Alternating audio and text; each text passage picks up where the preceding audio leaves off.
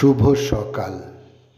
আজ 28শে শ্রাবণ 1432, ইংরাজির 14ই অগাস্ট 2025। ভারতের একজন গান্ধীবাদী স্বাধীনতা সংগ্রামী এবং মানভূম জেলার অনুষ্ঠিত বাংলা ভাষা আন্দোলনের একজন নেত্রী ছিলেন লাবণ্যপ্রভা ঘোষ। 14ই আগস্ট 1897 তিনি জন্মগ্রহণ করেন। ভারতের স্বাধীনতার আগে ও পরে সারা জীবন তিনি সাধারণ মানুষের জন্য লড়াই করে গেছেন।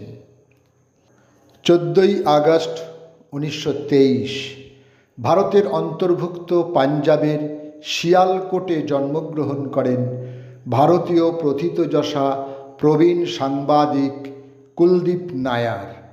মাতৃভাষা উর্দু হলেও তিনি মূলত ইংরাজিতেই লিখতেন।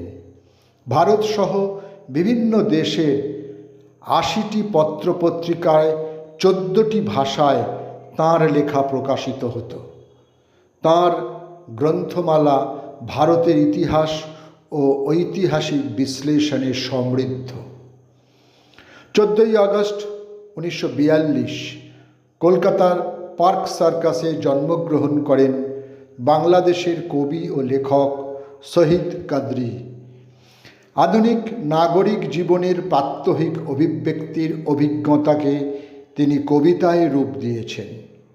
তাঁর কবিতায় অনুভূতির গভীরতা, চিন্তার সূক্ষ্মতা ও রূপগত পরিচর্যায় পরিপুষ্ট এবং পরিচয় তাঁর সুস্পষ্ট। 14ই আগস্ট 1956 পূর্ব জার্মানির পূর্ব বার্লিনে 58 বছর বয়সে পরলোক গমন করেন জার্মান কবি, নাটককার ও নাট্যকর্মী বের্টোল্ট ব্রেখট।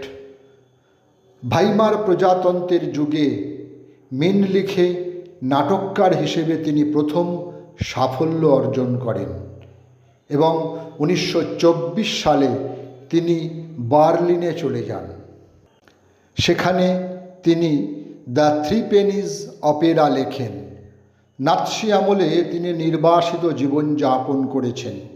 পরবর্তীতে বার্লিতে তিনি এনসেম্বল প্রতিষ্ঠা করেন এবং সেখানেই তিনি পরিচালক ম্যাক্স রাইনহার্ড ও এরভিন পিসকাটারের সঙ্গে কাজ করেন।